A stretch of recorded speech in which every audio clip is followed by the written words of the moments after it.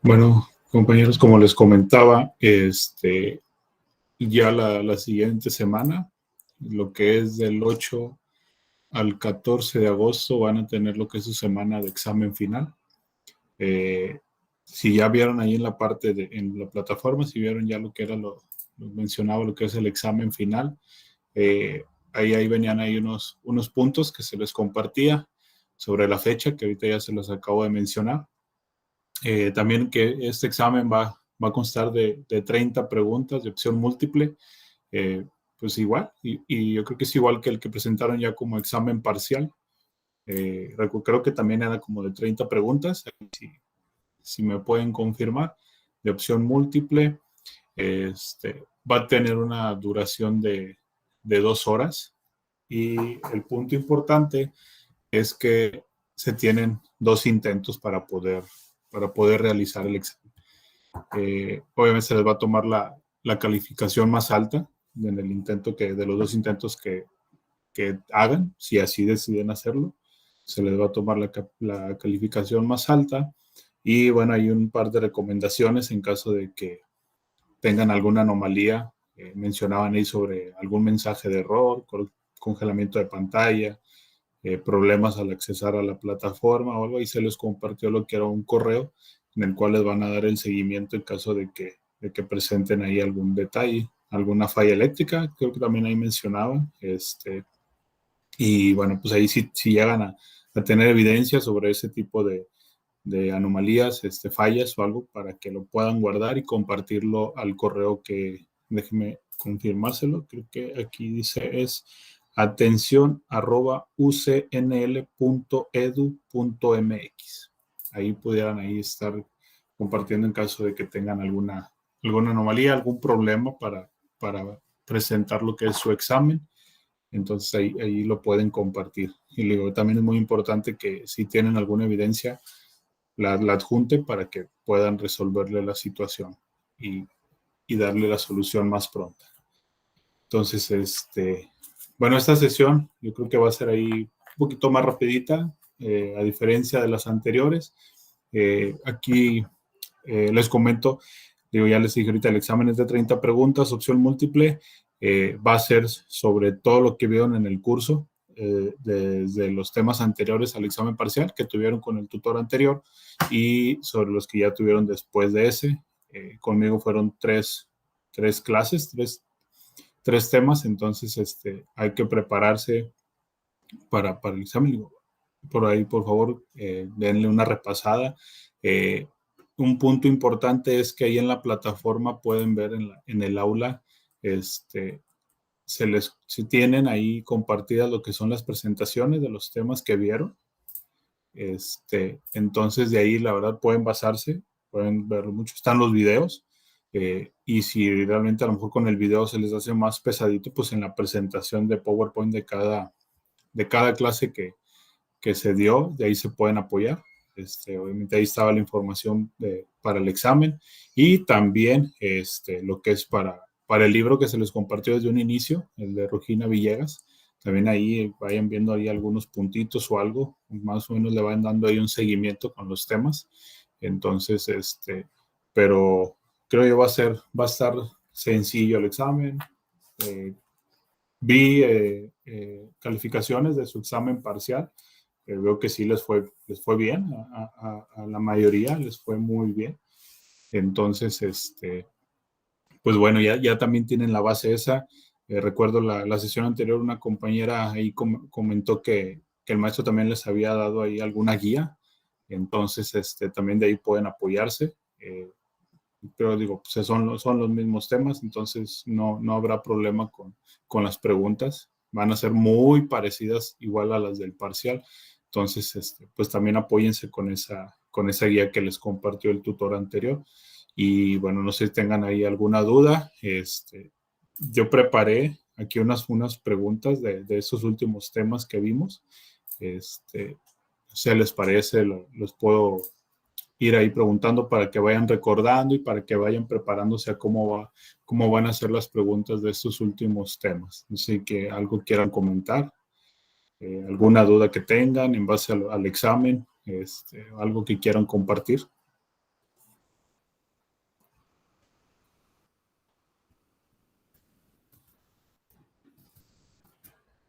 Bueno, entonces, no sé si les parece, les voy leyendo la pregunta, les doy opciones, si recuerdan, si ya tienen ahí, si saben bien la respuesta, pueden hacerlo, pueden responder, si no, yo se las comparto y lo vamos viendo.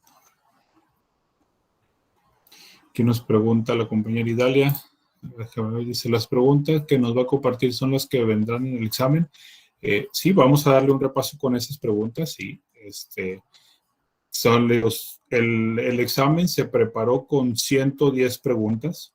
De esas 110 preguntas son de todos los temas que se vieron en el periodo, pero de esas 110 preguntas solo van a tomar 30 para cada uno de ustedes.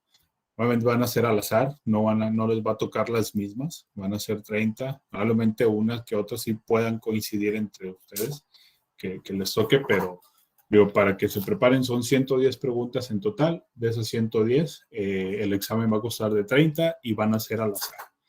Entonces, y ahorita tengo aquí unas preguntas, les digo, sí, también veo que ponen que si va a subir el video a la plataforma, sí, también lo voy a compartir como los anteriores.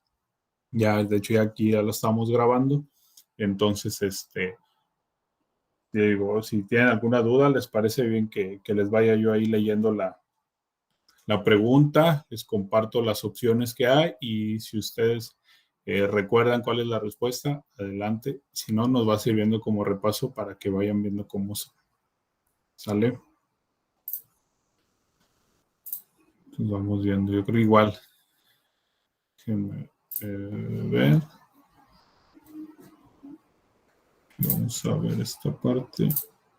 Entonces, una de las preguntas que se formuló tomando esta parte las tengo separadas, son las que son después del parcial y tengo también otras que son anteriores, entonces no sé si recuerdan, aquí la primera pregunta nos dice, estas son las fuentes principales del derecho.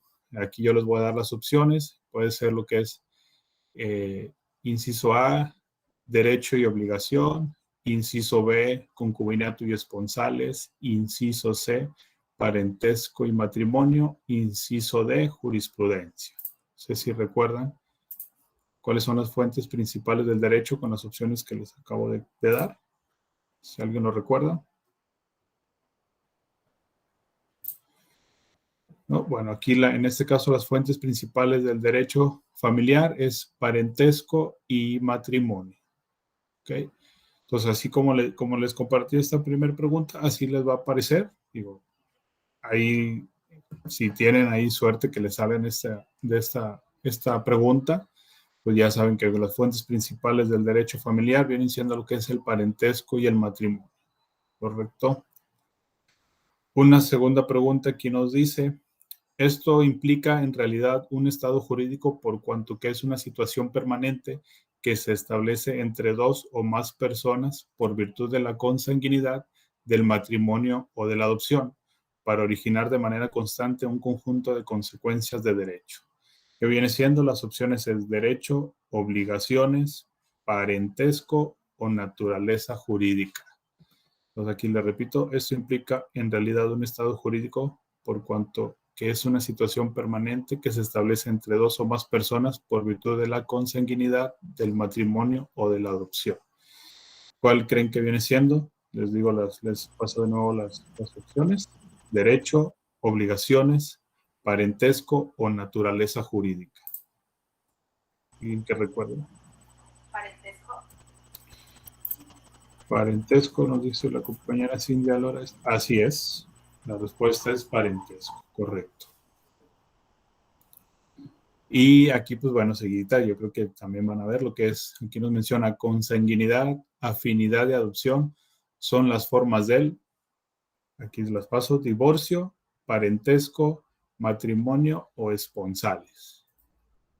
Entonces aquí, digo, esta está muy sencillita, va pegada con la anterior. Digo, consanguinidad, afinidad de adopción son las formas del divorcio, parentesco, matrimonio o esponsales. ¿Alguien la tiene?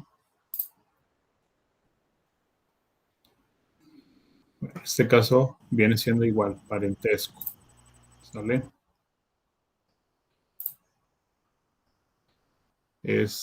Igual también aprovechando aquí, si tienen alguna duda sobre los temas, digo, aquí puedo irme dando las preguntas, puedo irles compartiendo, pero también me interesa saber si tienen dudas sobre alguno de los temas que se vieron durante el periodo, algo que quieran reforzar también en esta parte, aprovechando.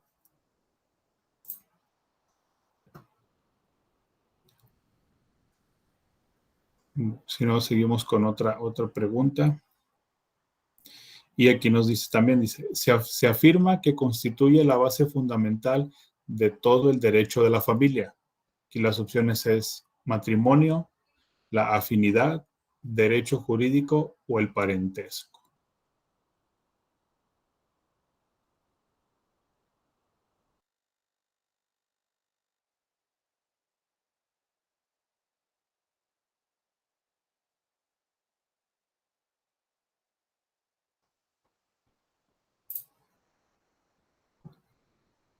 Bueno, pues aquí la respuesta viene siendo matrimonio, que es lo que se afirma que constituye la base fundamental de todo el derecho de la familia.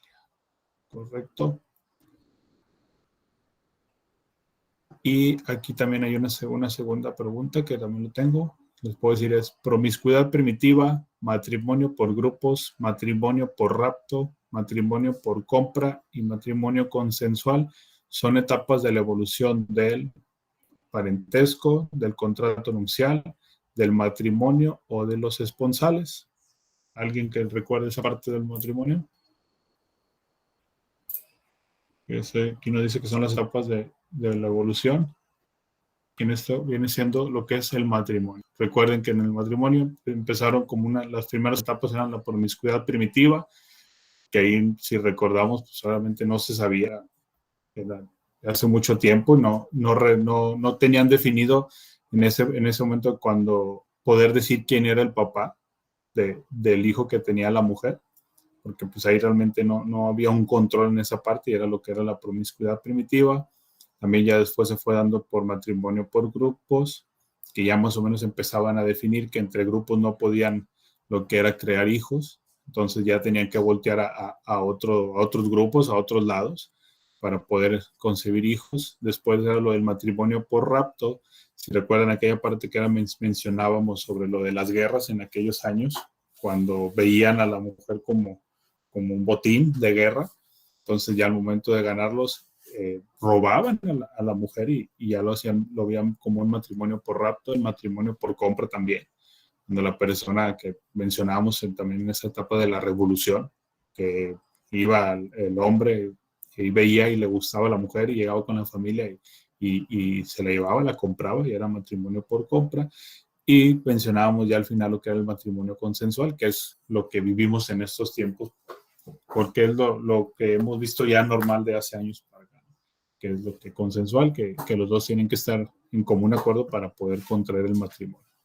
Entonces aquí recuerden que estas son las etapas de evolución del matrimonio: promiscuidad, por matrimonio por grupos, por rapto, por compra y el matrimonio consensual. ¿Correcto? Podemos ver alguna otra. Aquí miren, dice, se presenta como una manifestación libre de voluntades entre hombre y mujer que se unen para constituir un estado permanente de vida y perpetuar la especie. Aquí sale lo que viene siendo matrimonio primitivo, matrimonio por compra, matrimonio por grupos o matrimonio consensual. Pues ahorita ya lo que recordamos ahorita, pues vamos, que la respuesta viene siendo matrimonio consensual, y aquí se presenta por una manifestación libre de voluntades. Más o menos así es como van a estar saliendo las preguntas en el examen de esta parte. No sé, si están con esto, están recordando lo que vimos durante estas semanas sobre el matrimonio, si ahí tienen algunas dudas o algo que gusten compartir. Maestro, También una aquí disculpa, ¿esta clase se va a quedar grabada? Sí, va a estar grabada. Digo, bueno, realmente ahorita somos poquitos, entonces no sé si también ustedes realmente les sirva este repaso, quieran verlo de alguna otra manera, quieran alguna presentación de las clases que vimos, no sé qué tengan, o ya están preparados, que a lo mejor ya con lo que se dio estén listos para la clase. Digo, no sé cómo quieran llevar a cabo lo que es este repaso. Les digo, me interesaría más que si tienen ustedes alguna duda específica sobre los temas, lo podemos abarcar sobre eso. Para verlo. No,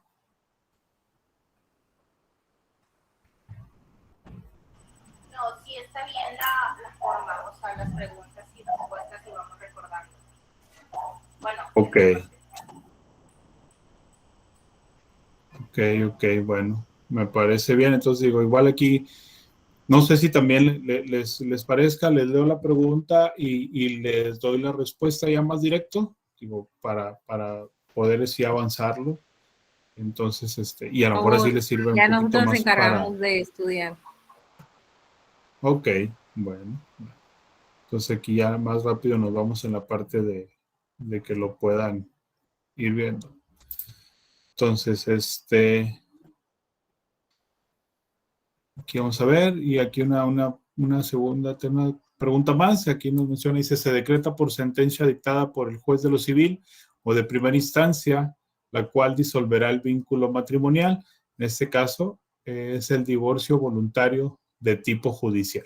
Aquí pues, lo pueden ver directamente, dice, se dicta, es una sentencia dictada por el juez de lo civil. Entonces ya con eso, ahí mismo dentro de la pregunta pueden encontrar la respuesta, donde nos menciona que es un divorcio voluntario de tipo judicial.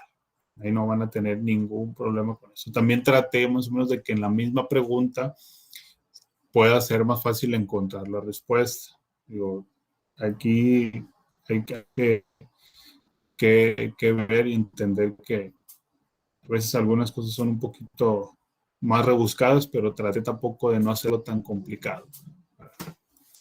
¿Vale? Entonces, aquí también, otra siguiente, dice, se afirma que constituye la base fundamental del todo el derecho a la familia. Bueno, esto ya lo habíamos mencionado ahorita. Recordamos que era el matrimonio. Aquí, si recuerdan esta parte, dice, a partir de esta ley, que es del 9 de abril de 1917, se sustenta el criterio perfectamente humano de que la familia está fundada en el parentesco por consanguinidad y especialmente en las relaciones que origina la filiación, tanto legítima como natural. Pues esta ley, si la recuerdan, es la ley de relaciones familiares. Aquí también muy importante es esto, la fecha, 9 de abril de 1917. Si recuerdan esa fecha, a saber que es la ley de relaciones familiares, que ella sustentaba el criterio perfecto para lo que era la familia. Y volviendo con lo que son las etapas de la evolución del matrimonio, bueno, aquí recordamos que en las comunidades primitivas existió en un principio una promiscuidad que impidió determinar la paternidad. Por lo tanto, la organización social de la familia se reguló siempre en relación con la madre y de ahí nació lo que era el matriarcado. Pues ahí ya pueden escoger la opción que es promiscuidad primitiva. Si les digo, ahí iba medio escondidita la respuesta, pero comunidades primitivas. Entonces ya con eso van a saber que se trata de la etapa de evolución del matrimonio como promiscuidad primitiva.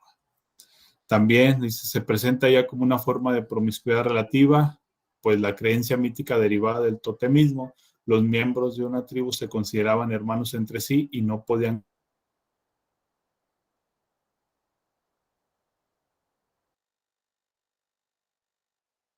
el matrimonio por grupos. ¿Sí? Luego nos mencionan también una evolución posterior debida generalmente a la que se presenta en las distintas colectividades humanas. Cuando alcanzan cierto desarrollo, aparece este tipo de matrimonio donde la mujer era considerada como botín de guerra, y ahorita ya lo mencionamos, y recordamos que era el matrimonio por rapto. ¿Vale? Y se consolida ya definitivamente la monogamia, adquiriendo el marido un derecho de propiedad sobre la mujer, quien se encuentra totalmente sometida a su poder. Recordamos que es el matrimonio por compra. Y se presenta como una manifestación libre de voluntades entre hombre y mujer que se unen para constituir un estado permanente de vida y perpetuar la especie. Es el que mencionamos, que es como el que vemos ahorita muy comúnmente, que es el matrimonio consensual. Aquí la siguiente dice, crea un estado de vida que origina deberes, derechos y obligaciones, pues el matrimonio, ¿no? Él crea ya, al momento de contraer el matrimonio, ya se tienen derechos, deberes y obligaciones, tanto con la pareja y, bueno, ya después de ahí seguido con los hijos que se tengan en matrimonio, ¿no? Es lo que crea, origina deberes, derechos y obligaciones. Aquí nos dice, este es un tipo de nulidad de matrimonio. El parentesco por consanguinidad no dispensado anula el matrimonio. Aquí sí recuerden que hablábamos de las causales de divorcio, entonces aquí en este caso el incesto. Digo, aquí lo pueden ver que nos menciona lo que es el parentesco por consanguinidad. Al momento de ver que es una nulidad de matrimonio, pues ya recordamos que el incesto, ¿no? Que ese viene siendo entre familiares. Dice, en los efectos del matrimonio en relación con los bienes, así se definen los bienes adquiridos dentro del matrimonio que son y serán de ambos consortes. Aquí ya hablamos de los bienes y recordamos que son los que son adquiridos dentro del matrimonio, recordamos que son los bienes mancomunados. Acuérdense que estos ya casados, y si así lo aceptaron al momento de contraer el matrimonio, si dijeron vamos a ser por bienes separados, bienes mancomunados, entonces ya si fue por bienes mancomunados, y lo que hagan y adquieran ya después dentro del matrimonio, perdón, ya va a ser de ambos consortes. Entonces recuerden que de bienes dentro del matrimonio son de las dos partes y son definidos como bienes mancomunados. Y disuelve el vínculo del matrimonio y deja a los cónyuges en aptitud de contraer otro. Acuérdense que con el divorcio se disuelve lo que es el vínculo del matrimonio. Es bien sencillo. Y recordando también lo de los bienes, dice, es dividir entre los consortes las propiedades adquiridas antes y después del matrimonio. Aquí acuérdense que ya lo que escogieran, si eran por bienes mancomunados o en este caso viene siendo la separación de bienes, que es dividir entre los consortes las propiedades adquiridas antes y después del matrimonio. ¿Correcto? Le dice, la principal característica de este tipo de divorcio consiste en la disolución del vínculo, otorgando capacidad a los cónyuges para contraer nuevas nupcias. Aquí recordemos que viene siendo el divorcio vincular. Aquí ya se disuelve el vínculo, de la pareja, y ahí ya van a tener la oportunidad y la capacidad de contraer nuevas nupcias. Al momento de hablar del divorcio vincular, es que ya nada los va a unir. ¿Correcto? Se rompe ese vínculo y ya tienen ahora sí nuevamente la libertad de poder contraer nuevas nupcias. También aquí les menciona, se lleva a cabo por mutuo consentimiento, pues en este caso igual el divorcio voluntario, las dos partes así lo deciden, entonces se lleva a cabo por mutuo consentimiento, hablamos del divorcio voluntario. ¿Ok? Una pregunta más, dice, facilita en forma debida la disolución del matrimonio por mutuo consentimiento, ya que llenándose ciertas formalidades, los consortes pueden acudir ante el oficial de registro civil para que se levante un acta que dé por terminado el matrimonio. Aquí lo recordamos como el divorcio voluntario de tipo administrativo. Entonces ahí, recuerden que no hay ningún problema, los dos ya están en común acuerdo de divorciarse y aparte no hay nada más que los una, no hay hijos. En este caso tampoco es más fácil si no tienen bienes, no adquirieron nada durante el matrimonio, entonces es tan sencillo como ir con un oficial de registro civil y decir ya estamos en común acuerdo de divorciarnos, y ya lo manejan como un divorcio de tipo administrativo, ya empiezan a levantar lo que son sus actas y es muy sencillo. Recuerden que esto es cuando obviamente no tengan hijos y no tengan nada que los pueda unir de bienes materiales, bienes muebles o inmuebles, no los une nada, viene siendo un divorcio voluntario de tipo administrativo. ¿Sí? Y el siguiente, ahora sí, dice, se decreta por sentencia dictada por el juez de lo civil o de la primera instancia, la cual disolverá el vínculo matrimonial. Aquí pues ya como entra un juez de lo civil, pues lo llamamos como divorcio voluntario de tipo judicial. Nuevamente es voluntad de los dos divorciarse, pero ya hay una parte ahí de que, sabes que a lo mejor ya empieza a haber hijos, también ya empiezan a tener bienes, entonces aquí ya se tienen que ir por un juez para que sea un divorcio voluntario de tipo judicial. ¿Vale?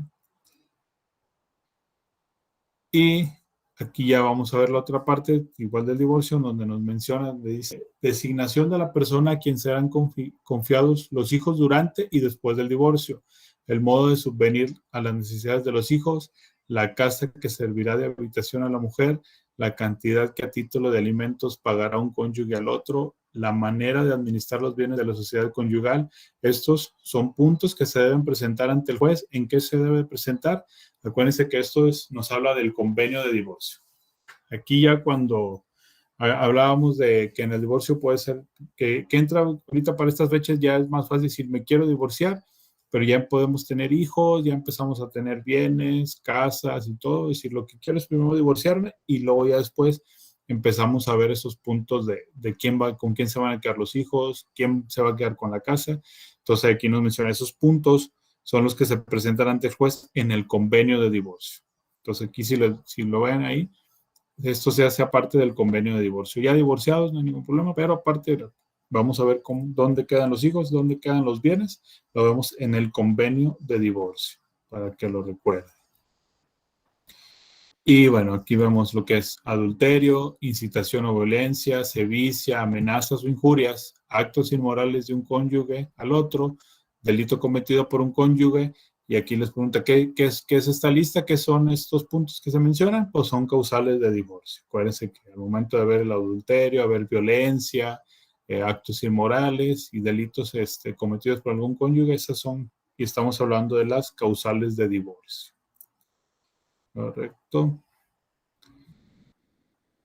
Y vamos a ver, dice, relación de derecho que existe entre el progenitor y el hijo, por lo tanto, que va a implicar un conjunto de derechos y obligaciones que respectivamente se crean entre el padre y el hijo. Aquí ya recordamos lo que es el tema de la filiación. Acuérdense que es eso, es la relación de derecho que existe entre el progenitor y el hijo. Si recuerdan lo que es la definición de filiación, es cuando ya se crean esos derechos y obligaciones entre el progenitor y el hijo. Dice, es el vínculo jurídico que se crea entre el hijo concebido en matrimonio. Si recordaban ahí que la filiación se dividía entre varios conceptos, y aquí uno es la filiación legítima, es el vínculo jurídico que se crea entre el hijo concebido en matrimonio. Ese es el dentro del matrimonio. Y luego ya la siguiente nos menciona, dice, corresponde al hijo que fue concebido cuando su madre no estaba unida en matrimonio. Aquí hablamos de la filiación natural. ¿Vale? Igual estos puntos pues están ahí en las presentaciones de las clases que se compartieron. Digo, ahí sin ningún problema, les repito, en base a las presentaciones es de donde se sacaron las preguntas, entonces no van a tener ahí ningún problema. ¿Vale? La siguiente dice, es aquella que corresponde al hijo concebido cuando su madre no se había unido en matrimonio, pero pudo legalmente celebrarlo con el padre, es decir, no había ningún impedimento que originase la nulidad de este matrimonio si se hubiese celebrado. Y aquí hablamos de la filiación natural simple. Si recuerdan que la filiación natural se dividía, esta es una de esas, que es la filiación natural simple, es cuando el hijo es concebido y la madre no estaba unida en matrimonio, pero no tenía ningún problema de celebrarlo, entonces la mencionamos como filiación natural simple. ¿Correcto? Y aquí otra parte dice, es aquella cuando el hijo es concebido por la madre, estando ésta unida en matrimonio y el padre es distinto del marido, o cuando el padre es casado y la madre no es su esposa. Entonces aquí hablamos de la filiación natural adulterina. Entonces, si recuerdan, es la madre unida en matrimonio, tiene relaciones con otra persona que no es su esposo y de ahí es concebido un hijo. Entonces aquí estamos hablando de la filiación natural adulterina. Ahí que se acuerdan que hablamos de que esta es una causal de divorcio, pues ahí más o menos disfrazada entre la misma pregunta sale la respuesta. En este caso es filiación natural adulterina, cuando el hijo es concebido por la madre y tiene relaciones con otra persona que no es su marido y es concebido un hijo. Y la otra parte de la filiación natural, que aquí nos dice, es aquella cuando el hijo es procreado por parientes en el grado que la ley impide el matrimonio, sin celebrar este. Es decir, entre ascendentes sin descendentes, sin limitación de grado, pues aquí nos habla de la filiación natural incestuosa. Entonces aquí ya también podemos ahí conectar, que dice que es el hijo procreado por parientes. Genera una causal el incesto por ser parientes. Aquí ya lo podemos conectar igual, como una filiación natural incestuosa, ¿no? Y aparte otra más que nos dice, además de la filiación legítima y la natural, existe esta otra filiación, y es aquella que corresponde a los hijos que, habiendo sido concebidos antes del matrimonio de sus padres, nacen durante él o estos lo reconocen antes de celebrarlo, durante el mismo o posteriormente a su celebración. ¿Cuál es esta? Si recuerdan que era la filiación legitimada, ¿no? Y hay otro que nos viene hablando también que dice, comprende el caso especialísimo del hijo que nació dentro de esos 180 días de celebrado el matrimonio y que no fue reconocido, pero que tampoco fue impugnado, ejercitando el marido la acción contradictoria de paternidad. Si recordaban esta parte, aquí hablamos de la filiación legitimada por ministerio de ley. Ahí decíamos que a lo mejor el padre pudiera tener duda de que si el hijo concebido era de él o no. Entonces ahí tú tienes la oportunidad de decir, oye, ¿sabes qué? Pues quiero estar seguro, vamos a hacer alguna prueba o algo para saber si realmente el hijo es mío. Y si no, a lo mejor dice, no hay ningún problema, no tengo dudas.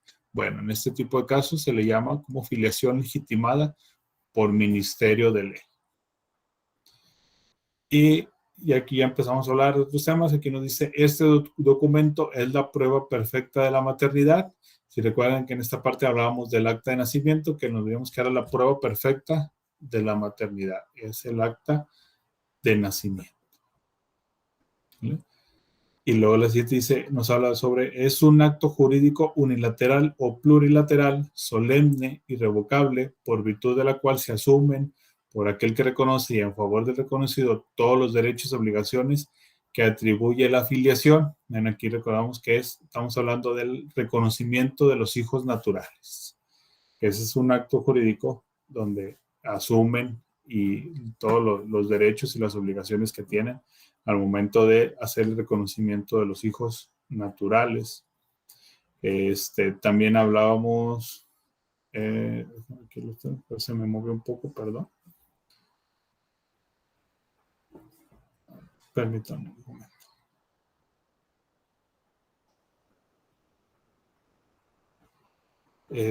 Déjenme ver porque tengo también de las anteriores que fue que vieron con el maestro. Aquí las tengo. O sea, si lo dice, aquí está la primera, que aquí nos dice, es un conjunto de normas bilaterales, externas, generalmente heterónomas y coercibles, que tienen por objeto regular la conducta humana en su interferencia intersubjetiva, según la definición del autor. Aquí estamos hablando de derecho. Si recuerdan ahí que fue el primer tema que vieron en esta aula, pues aquí nos menciona que es un conjunto de normas bilaterales. Estamos hablando de la definición de derecho. ¿Vale? Y lo dice, se caracteriza por ser un conjunto de normas, constituyendo este dato el primer elemento de la definición que hemos dado. No prejuzgaremos sobre la distinción entre la norma jurídica, moral, religiosa, social. Al tratar el segundo elemento, determinaremos las características diferenciales de las mismas. Aquí nos está hablando del derecho objetivo. La siguiente pregunta dice, es la hipótesis normativa de cuya realización depende que se produzcan ciertas consecuencias del derecho, y aquí nos dice que es el supuesto jurídico. De los temas anteriores, pregunto, ¿tienen así, recuerdan los temas que vieron con el tutor? Me acuerdo que es el tutor Juan Carlos, si no me equivoco el nombre del tutor anterior. Sí tienen todavía ahí, recuerdan más o menos. Igual se pueden apoyar con las presentaciones que tienen de él, pero digo, no sé si tengan ahí alguna duda, algo que quieran recordar sobre los temas anteriores, algo que no les haya quedado claro. De hecho, yo estoy siguiéndole con la presentación que teníamos en ese tiempo, que fue la primera. Y, o sea, la primera diapositiva venía la respuesta, o sea, la del derecho, y luego la de la hipótesis, sí. También, o sea, va más o menos consecutivas. Sí, aquí le digo, sí, pues yo tomé sobre la guía también de lo que tuvieron del parcial, ahí pues igual dentro del aula, aquí le digo, pues ya ahí quedó registrado todo. Entonces, de ahí tomé también como base en eso. Les soy sincero, no quise cambiarle nada de lo que ya hayan visto con él, principalmente porque no lo vi yo con ustedes y dije, esa es la base que ya tenían con el maestro anterior, entonces no le voy a mover a nada. Entonces ahí ya digo, le insisto, en base a las diapositivas, de ahí fue tomado todas las preguntas. Pues para que no tengan ahí ningún pierde con que hoy se nos fue algún dato o algo, digo, de lo que fue conmigo del matrimonio, divorcio y filiación. De ahí, si se dieron cuenta ahorita con las que vimos, de ahí fueron tomadas y creo que de las primeras también. O sea, de lo que el examen parcial es igual. Se tomaron las mismas, entonces no van a tener ahí ningún detalle. Seguimos con una pregunta más. Aquí nos menciona, dice, esta norma es creada por el propio sujeto, quien puede derogarla. El destinatario es el mismo legislador y puede revocar la norma que ha creado de la misma manera. En el sistema jurídico puede derogar la ley. Aquí nos habla de la norma moral. Y una más dice, este tipo de reglas presentan las características de heteronomía, pues es la sociedad la que crea las normas de la moda, de la etiqueta y de la cortesía. Aquí nos habla de reglas de convencionalismo sociales. Otra más dice, este tipo de norma parte de la base de que sus normas no son creadas por el propio creyente, que cree, sino por una instancia distinta, y los procesos pueden ser variados según la evolución. Aquí nos habla del punto de religión. Aquí menciona que dice no son creadas por el propio creyente, pues ahí lo pueden conectar con religión. ¿Sí? Lo que dice se define como el derecho del Estado, el cual es el conjunto de reglas que organizan su actividad y que rigen las atribuciones, facultades y relaciones de los órganos del Estado, es decir, la actividad de los gobernantes y las relaciones de estos con los particulares. Aquí estamos hablando del derecho público. Derecho del Estado, pues es público, no es para todos. Entonces, sí, con eso hablamos que es del derecho público, que nos habla sobre la actividad de los gobernantes y las relaciones de estos con los particulares. Y una más dice, es la rama del derecho privado que tiene por objeto regular los atributos de las personas físicas y morales y organizar jurídicamente a la familia y al patrimonio, determinando las relaciones de orden económico entre los particulares que no tengan contenido mercantil, agrario u obrero. Pues bueno, aquí podemos decir derecho civil, pues que abarca lo que es la familia, las personas físicas y morales. Con esos puntitos que ustedes vean, que recuerden personas físicas y morales y que hable de la familia y el patrimonio, entonces estamos hablando de derecho civil. ¿Correcto? Y el objeto de este derecho es la regulación de todos los vínculos que se establecen por virtud del parentesco del matrimonio, así como las consecuencias de tipo patrimonial que se derivan de dichos vínculos. Nuevamente aquí hablamos del derecho civil, pero así ya lo vemos como derecho civil familiar, que ya nos menciona sobre el parentesco, el matrimonio y sobre las consecuencias del patrimonio. Entonces aquí lo recordamos que es el derecho civil familiar. Y luego la siguiente es la rama del derecho privado que tiene por objeto regular las distintas relaciones jurídicas que se derivan en los actos de comercio. Aquí son puntos importantes. Cuando escuchen actos de comercio, entonces en este punto estamos hablando del derecho mercantil. Dice, relaciones jurídicas que se derivan de los actos de comercio y que se establecen respectivamente entre comerciantes y particulares o particulares exclusivamente. Pero acuérdense, actos de comercio, definitivamente estamos hablando del derecho mercantil. ¿Sí? Dice, tiene por objeto regular las distintas relaciones jurídicas que se crean entre trabajadores y patrones por virtud del contrato del trabajo, ya sea individual, colectivo o contrato ley. Pues aquí, al momento de hablar de trabajadores, estamos hablando del derecho del trabajo. Entonces les digo ahí, entre las mismas preguntas van conectadas la respuesta. ¿Vale? Y luego nos habla la siguiente, dice, es la rama del derecho privado que en México tiene por objeto determinar las normas conducentes para la dotación y restitución de tierras y aguas a las comunidades de vida agrícola que carezcan de estos elementos. Pues aquí estamos hablando del derecho agrario. Recuerden, tierras, aguas y comunidades de vida agrícola. Entonces hablamos del derecho agrario. Dice, este tipo de derecho se encarga de la parte de los ordenamientos jurídicos cuyas normas atañen al poder público y sus relaciones con los individuos, las organizaciones y consigo mismo, siempre que éste se ejerza como representación de los intereses del Estado. Atañen al poder público, aquí hablamos del derecho público. Dice, es la rama del derecho público que determina la estructura orgánica del Estado, su forma de gobierno y sus distintos órganos, funciones y atribuciones, así como las relaciones de los mismos entre sí. Entonces, esta rama del derecho público hablamos del derecho constitucional. Repito, determina la estructura orgánica del Estado, su forma de gobierno y sus distintos órganos. Es el derecho constitucional. ¿Cierto?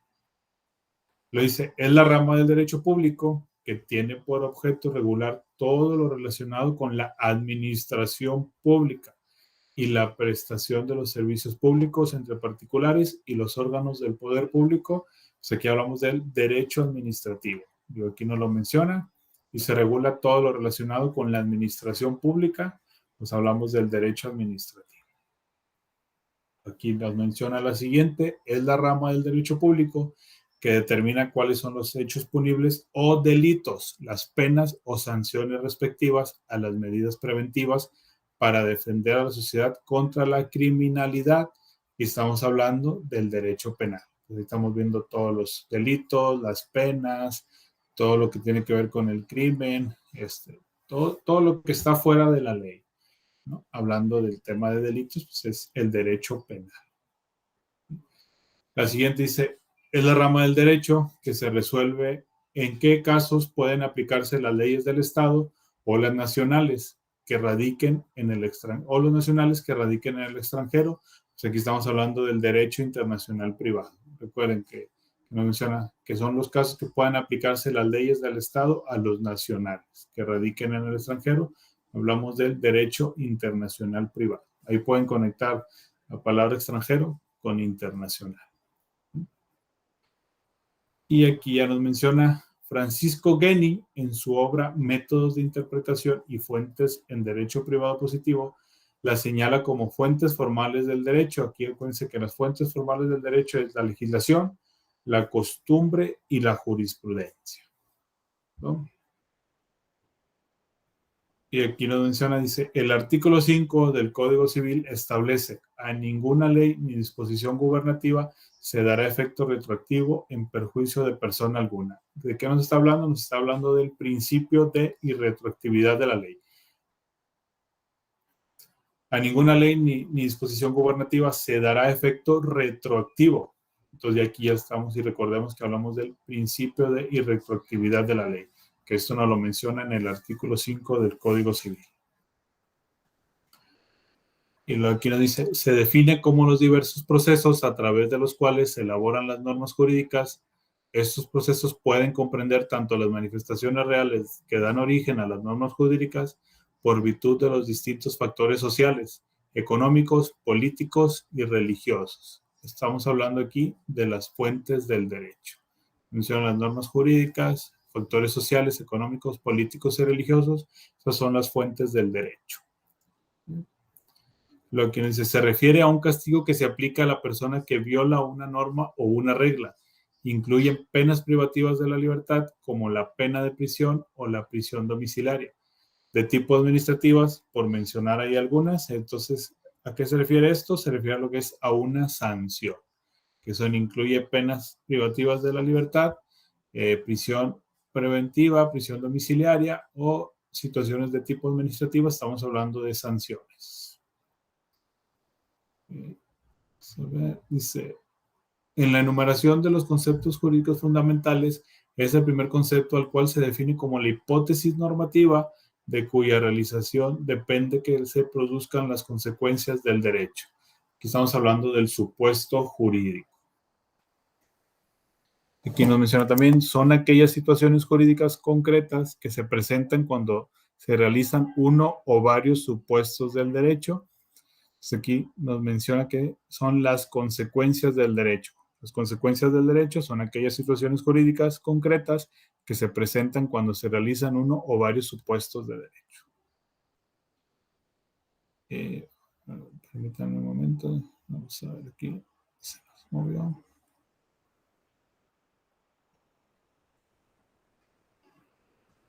Perdón, permítanme.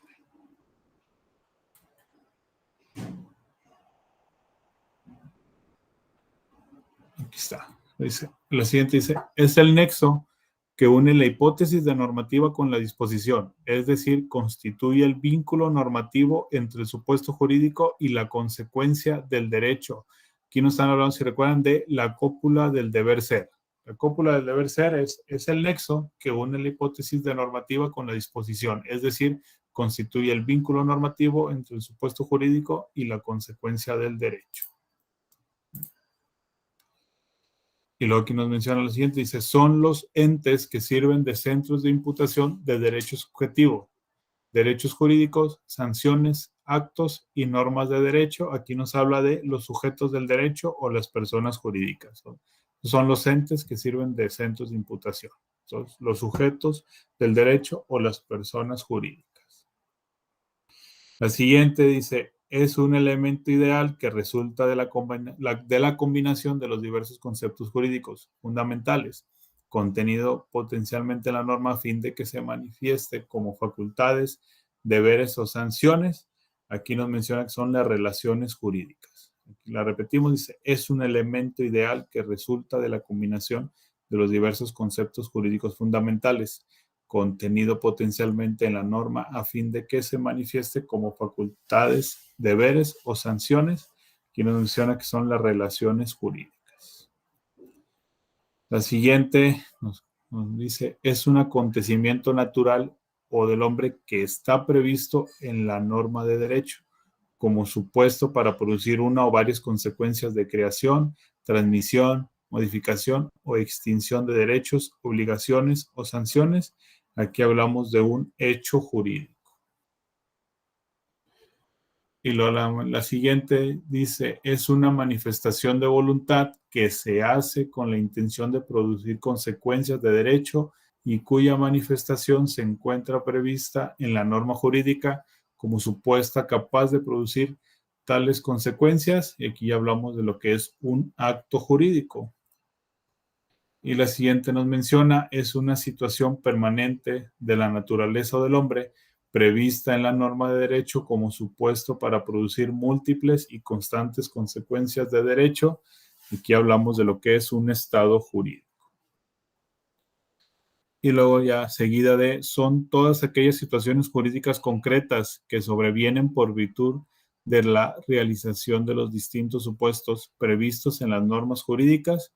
Entonces aquí ya nos habla de las consecuencias jurídicas. Son todas aquellas situaciones jurídicas concretas que sobrevienen por virtud de la realización de los distintos supuestos previstos en las normas jurídicas. Y luego nos menciona, es el ente capaz de derechos y obligaciones, es decir, el sujeto que puede ser susceptible de tener facultades y deberes, de intervenir en las relaciones jurídicas, de ejecutar actos jurídicos, es decir, está capacitado para actuar jurídicamente como sujeto activo o pasivo en dicha relación.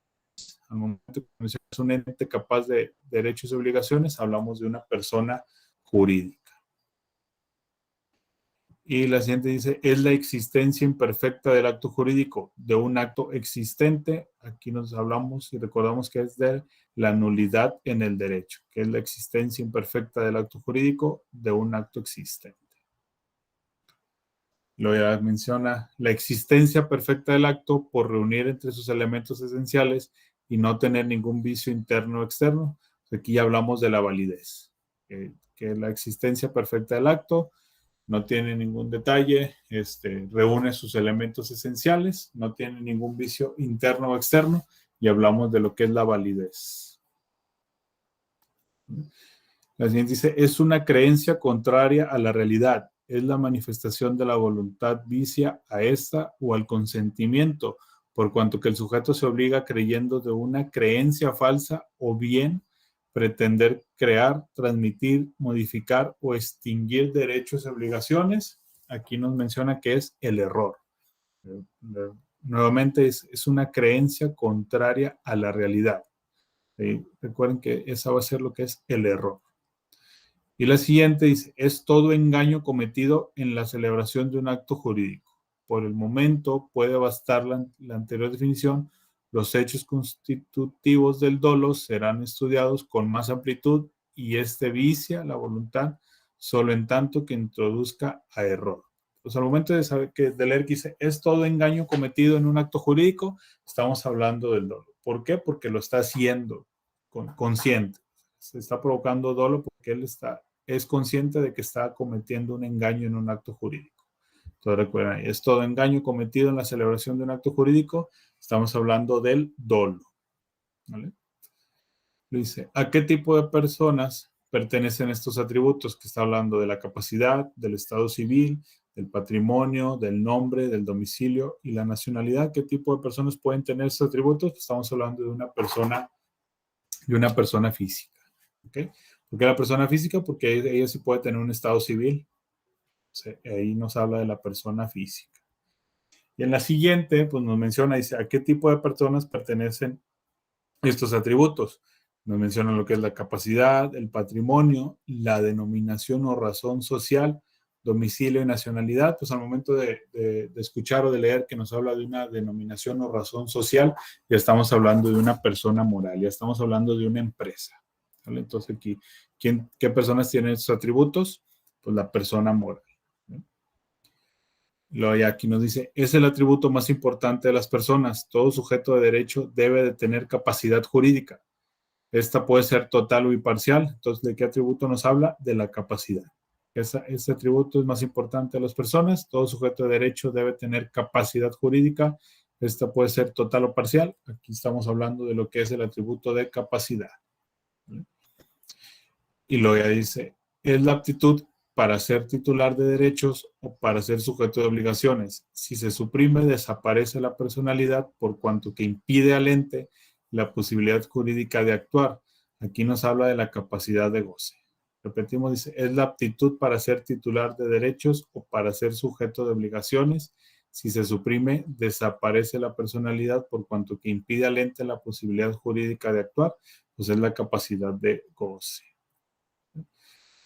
Luego la siguiente dice, supone la personalidad jurídica en el sujeto de hacer valer directamente sus derechos, de celebrar en nombre propio actos jurídicos, de contraer y cumplir sus obligaciones y de ejercitar las acciones conducentes ante los tribunales.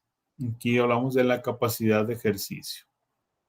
¿Vale? Cuando ella hace valer directamente sus derechos, está ejerciendo sus derechos y de celebrar lo que son actos jurídicos. Entonces, la capacidad de ejercicio.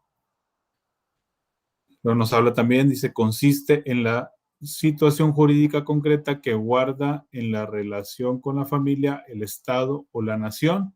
Aquí nos habla de lo que es el Estado civil. Nuevamente dice, consiste en la situación jurídica concreta que guarda en la relación con la familia, el Estado o la nación. Pues aquí es el Estado civil, que estamos hablando si está casado, si es soltero, entonces ahí ya dependiendo del Estado civil que tenga, que nos habla sobre la situación jurídica que tiene con la familia o el Estado. Se define como el lugar en que una persona reside habitualmente con el propósito de radicarse en él. En el artículo 29 estatuye con el propósito de establecerse en él. Pues aquí hablamos de lo que es el domicilio. Es un atributo del que habíamos mencionado, el domicilio. Entonces se define como el lugar en que una persona reside habitualmente con el propósito de radicar ahí. ¿Vale? La siguiente dice, nos habla de, son instrumentos en lo que constan de manera auténtica los actos o hechos jurídicos relativos al estado civil de las personas. Deben hacerse constar en los libros que señala la ley, dando fe de los mismos el oficial del registro civil competente. Pues, ¿cuáles son los instrumentos? Aquí nos menciona que son las actas del registro civil. ¿Cuáles son? Pues las actas de nacimiento, las actas de matrimonio, en fin, todo lo que abarca lo que son las actas del registro civil. ¿No? Y que es donde los oficiales del registro civil dan fe de estos instrumentos. Dice, el oficial del registro civil que la redacta y autoriza las partes, los testigos y los declarantes para ciertos actos como el nacimiento o la defunción intervienen en este tipo de actas. Pues lo vemos como en el anterior, son actas de registro civil.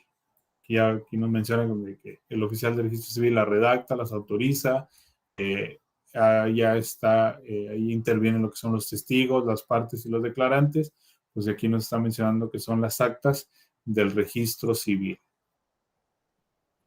Dice, menciona alguna de las restricciones para la capacidad del ejercicio. ¿Cuáles son estas? Pues la minoría de edad y el estado de interdicción. Entonces aquí, alguna restricción para la capacidad del ejercicio, pues en muchas cosas, mientras sean menores de edad, no tienen la capacidad de ejercicio para algunos temas, para los temas legales. Entonces aquí recuerden que alguna de las restricciones es la minoría de edad.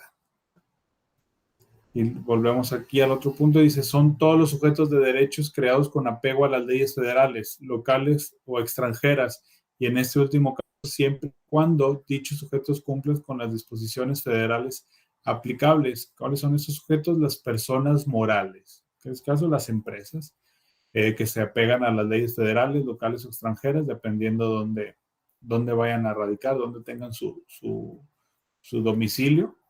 Entonces aquí recuerden, leyes federales, locales, extranjeras, que son los sujetos apegados a derecho, que estamos hablando de personas morales. ¿Vale? Y luego dice, es la institución de orden público por medio de la cual el Estado inscribe, autentifica y da publicidad a los actos y hechos del estado civil de las personas. Su organización y funcionamiento se regirá por lo dispuesto en la ley para el Estado de Nuevo León. ¿Cuál es esta institución? Que autentifica, da publicidad a los actos. Estamos hablando del registro civil. Acuérdense que ahí están todas las actas, nacimiento, defunción y todo eso le tiene que dar publicidad para que queden ahí los hechos ante el Estado. Entonces, la institución de orden público por medio del cual el Estado inscribe, autentifica y da publicidad a los actos. Estamos hablando del registro civil.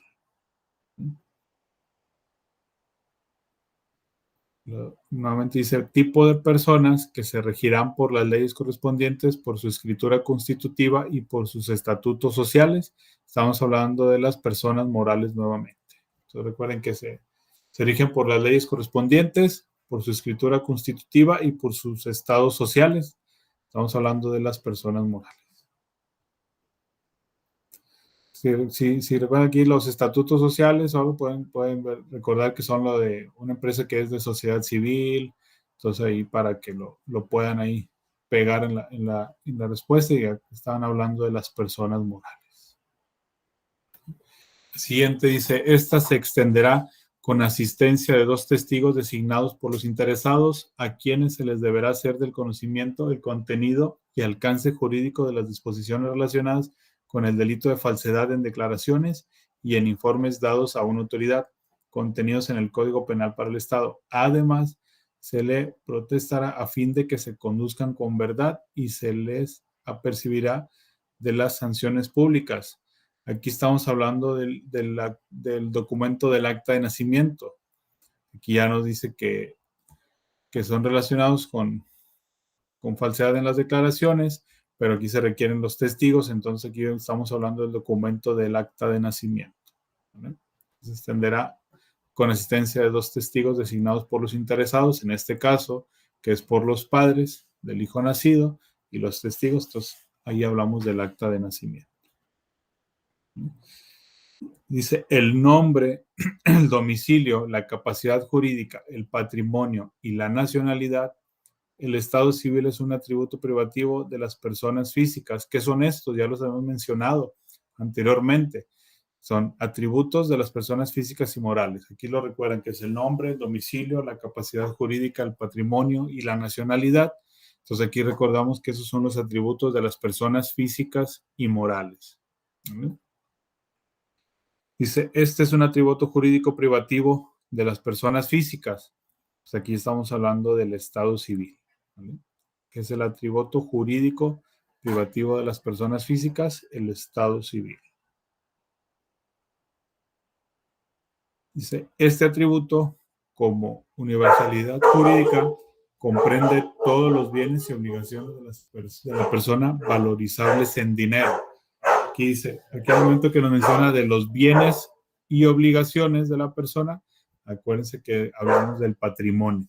Entonces, este atributo como universalidad jurídica comprende todos los bienes y obligaciones de la persona valorizables en dinero, pues es el patrimonio. ¿Sí?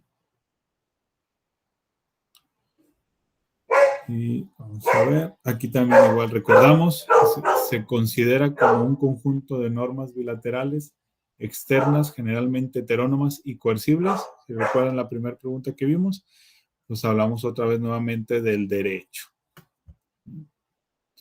Y aquí ya vamos, aquí ya se repiten. Dice, se define como el derecho del Estado, el cual es el conjunto de reglas que organizan su actividad y que rigen las atribuciones, facultades y relaciones de los órganos del Estado, es decir, la actividad de los gobernantes y las relaciones de estos con los particulares. Si recuerdan, hablamos del derecho público y se define como el Estado, como el derecho del Estado, es el conjunto de reglas que organizan su actividad y que rigen las atribuciones. Entonces recuerden que es el derecho público. Y nuevamente aquí, conjunto de normas que imponen deberes y normas que confieren facultades, que establecen las bases de convivencia social y cuyo fin es dotar a todos los miembros de la sociedad de los mínimos de seguridad, certeza, igualdad, libertad y justicia. Aquí estamos hablando del derecho. La mención es el conjunto de normas que imponen deberes y normas que confieren facultades. Pues hablamos de lo que es el derecho. Y bueno, no sé, digo, ya aquí ya más o menos le dimos una repasada al total de las preguntas, casi el total. Digo, el total vienen siendo se realizaron 110. Entonces, digo, se fue rapidito, pero les insisto, en base a las presentaciones que están ahí en el aula, de ahí pueden repasar lo que es los temas para el examen final. Y pues bueno, yo creo que con eso les va a ir muy bien. No sé si tengan ahí alguna duda, algo que quieran comentar. Maestro, ¿esta ya sería la última sesión que tenemos con usted? Sí, esta ya es la última sesión. Ya les digo, la siguiente semana ya es el examen final. Creo que también ahí también se tiene lo que sería un extraordinario. De eso de ahorita no tengo información, pero no creo que haya mucho. Yo viendo ahí las calificaciones que han tenido, creo que no va a haber tantos casos o casi no va a haber casos para examen extraordinario.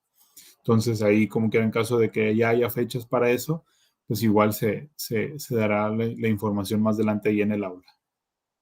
Pero sí, esta ya es la última sesión. ¿Vale? Y hablando de calificaciones, aún no califica el último trabajo, ¿verdad? De investigación. No, eso ya queda, lo que es entre el día de mañana, ya quedarían ahí las calificaciones de esa actividad. Perfecto, muchas gracias. Okay. ¿Algún otro comentario? ¿Algo que quieran compartir?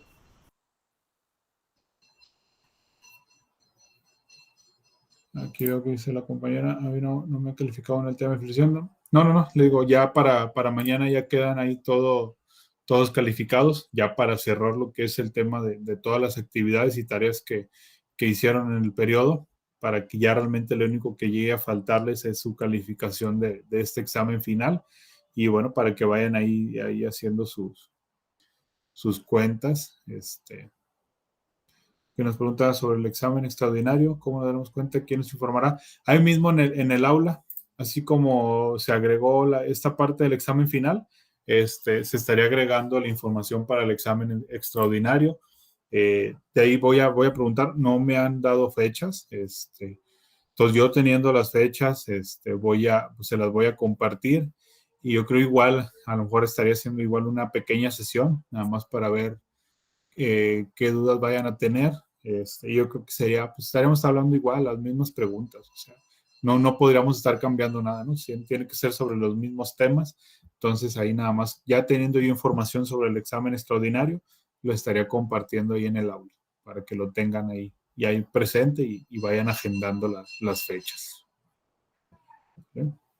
¿Algo más que quieran ahí? ¿Alguna otra duda? Sí, esta ya se está grabando, ya terminando la sesión, nada más esperar a que se cargue el video y la estaré subiendo igual ahí mismo.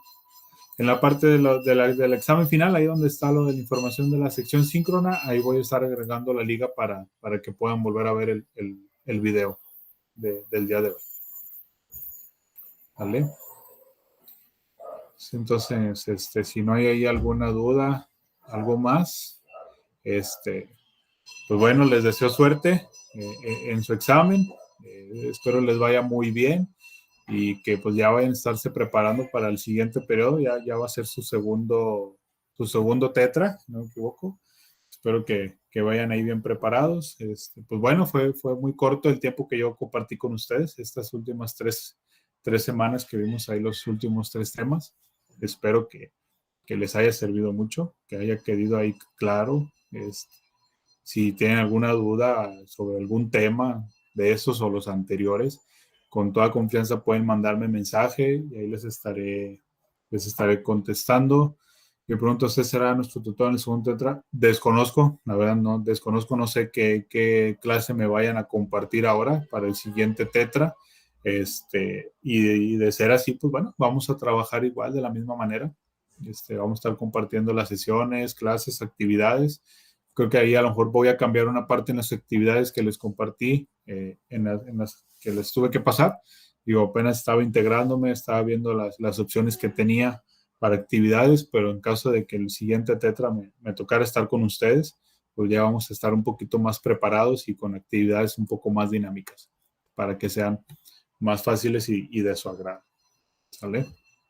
Entonces, pero pues esperando ahí que de ser así, pues bueno, nos vemos el siguiente tetra. Si no, pues yo creo que van a ir ahí bien preparados. Digo, vi la información también que les compartió el tutor anterior, muy completa, me pareció muy bien, la verdad, sí. Van muy bien preparados, entonces yo creo que les va a ir muy bien en los siguientes periodos. ¿Vale?